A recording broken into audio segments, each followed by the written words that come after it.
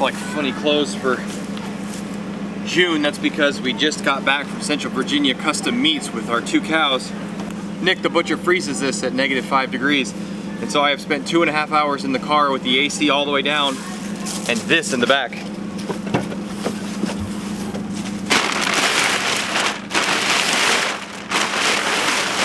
case you're wondering what 2 cows butchered looks like, that's what it looks like. We're gonna take this out, get it in, and then we're gonna tell you exactly what this cost per pound. So what did this really cost? Well, I have some numbers for you. These are the first 2 cows that we've ever raised on our property. We did basically no grain. When I say basically, we sweet corn trained them, so that's where you get sweet corn or dent corn. You put it in a bucket, you shake it, and you feed it to them for like out of a bucket every day for a week or so. And they realize that shaky, shaky bucket sound means come to me. And that's important when you're raising cows and you don't have 4-wheelers or horses or cowboys or those kind of things. And that's important when you have a couple of millennial city dorks who are trying to do country things. I don't have a live weight for these 2 guys. They were 2 years old, Angus Holstein cross, grass-fed 99.9998% of their lives. But the hanging weight of both of those guys was roughly 1,150 pounds. Now, hanging weight means they've taken the skin, the guts, the head, and the hooves off. The butchering weight typically is roughly 60% of whatever your hanging weight was. So in our case, the cuts that you get back, that's what the butcher weight means, all the cuts that you get back. So then you don't get all the bones back necessarily. So 678 pounds is what our finished processed weight is. Now, we brought more than that home because we asked for the soup bones. We asked for the parts that weren't good enough for human food to be turned into dog food. So we have, I don't know, I think 40 pounds or 50 pounds of dog food and probably 50 or 60 pounds worth of bones.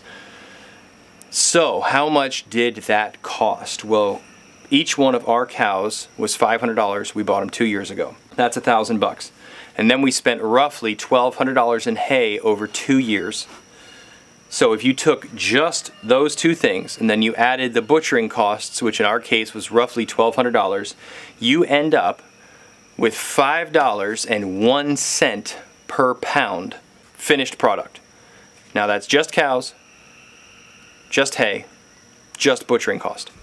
Now, if you're like us and you move out into some place that has no fence, you have no trailer, you have none of those things, then there are other factors you need to include, which we did in this next number. So if you take the $1,000 for the cows, the $1,200 for the hay, the $1,200 for butchering, we had to buy a $2,500 trailer, which is really cheap. You guys saw that one a couple videos ago. And we put roughly $1,000 worth of fencing up in our field. It's a hot wire, T-post, railroad tie, electric brain wire doodad. It's not an expensive fence at all. In that case, our finished product is $10.17 a pound. Now, what I did not include in that is the tractor, fuel, the truck that we'd already purchased, or any of our time. All of that we did not include because we're not doing this as a business. We are just doing this to make food for our own family. Now, if you were to take that 1147 hanging weight, right? Remember we said 678 is the finished product. That's all your steaks, all your ground, all your roasts. But if you take that 1147 hanging weight, which we got nearly all of that back because we asked for the bones back and we asked for the dog food, soup bones, those types of things, and you include the trailer and the field, we were actually at $6.04 a pound for all of it. So on one hand, that means we paid $6 a pound for dog food and soup bones. On the other hand, our filet mignon and our New York strip and all of that, our standing rib roasts, were $6.04 a pound. I think that's pretty good. Now the next time we do this, of course, we do not have to include the trailer, we don't have to include the field, all of that is already there. So it should be much closer to that $5 a pound. And I'd say that's a pretty sweet deal.